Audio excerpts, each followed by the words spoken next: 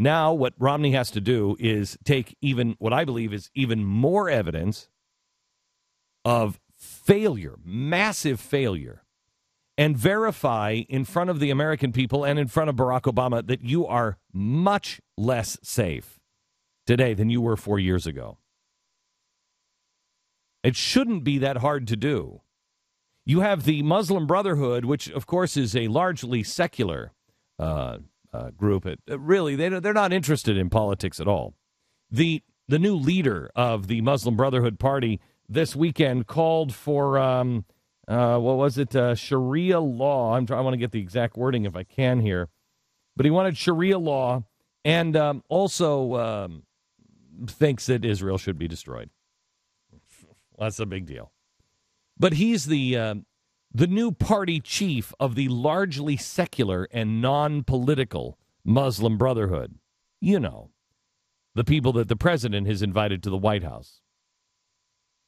Also, there's new tape. Do you happen to have this tape? I know it's in Arabic.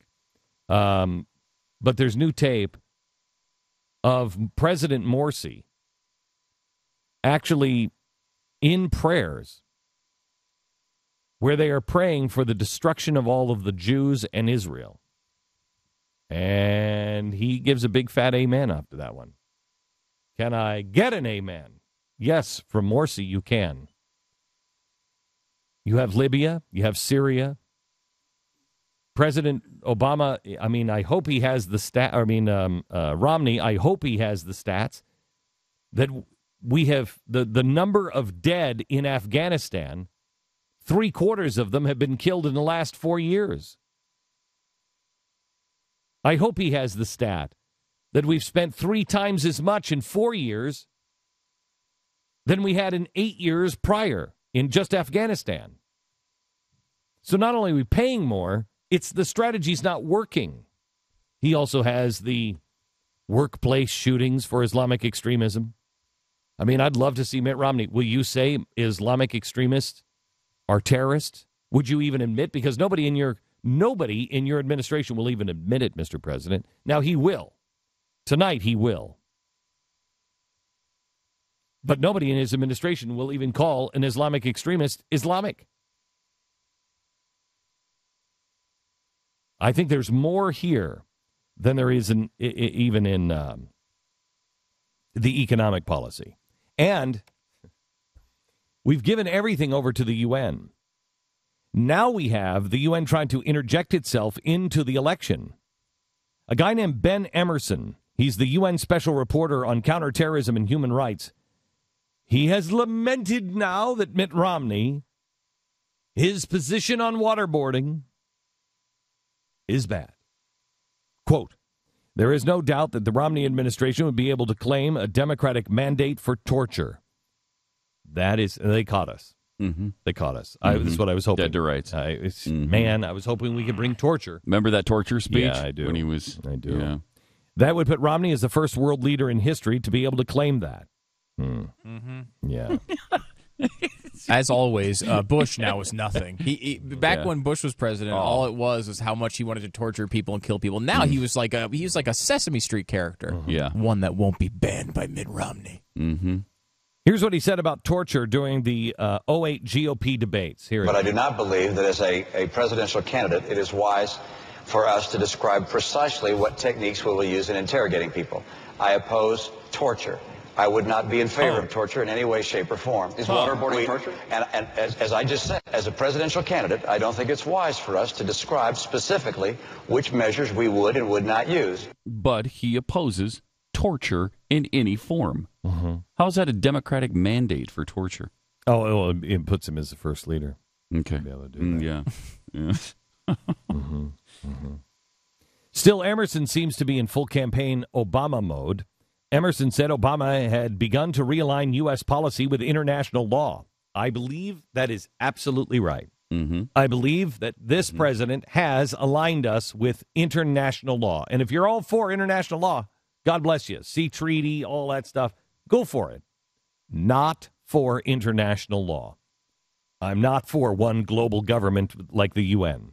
Romney's approach is now threatening to undermine that progress, he said. The reintroduction of torture under Romney administration would significantly increase the threat levels to Americans at home and abroad. Oh, jeez. Such a policy, if adopted, would expose American people to the risks the Obama administration is not currently exposing them to.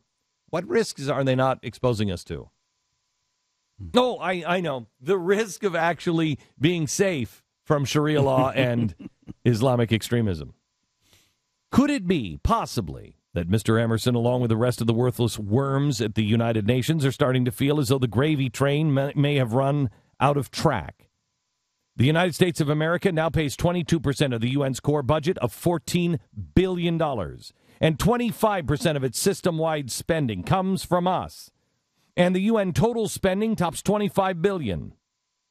Could it be that the UN understands the best friend they ever had in the White House is Barack Hussein Obama, a president who considers himself a citizen of the world? Although tonight I speak to you not as a candidate for president, but as a citizen. A proud citizen of the United States and a fellow citizen of the world. Fellow citizen of the world. The whole charade with the UN has gone on far too long. With 5% of the population, why do we have this abomination on our soil? To berate us, to fight against us, to fight against our allies every step of the way, all the while paying the freight for this bloated, corrupted group of bureaucrats. And now we're inviting the UN, I don't know if you've heard this, to monitor our elections. The Leadership Conference on Civil and Human Rights, the NAACP, and the ACLU, among other groups, have warned this month in a letter to Dane Everts, the senior official with the OSCE, a UN partner, of a coordinated political effort to disenfranchise millions of Americans, particularly traditionally disenfranchised groups like minorities. So they're sending, the UN is going to send observers from Germany and France and Serbia and Belarus, Ukraine and Kazakhstan. Really? They'll observe the voting at the polling places and other political activities that you may see in Ohio or in Iowa or in Florida. The UN has no jurisdiction in the United States. But left-wing organizations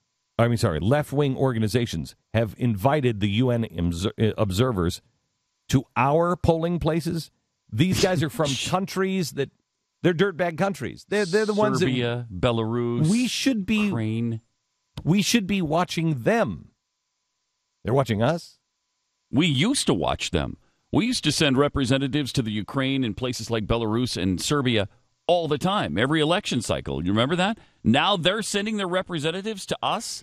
Well, if anybody knows corruption, they do. Well, surely they'll be looking for people who aren't registered, who are dead, who are... Oh, surely. Surely that's what they're going to be looking for when they look for election fraud. The UN has come out and said that they are worried that conservative groups are going to be targeting us, are going to be targeting our election. Yeah,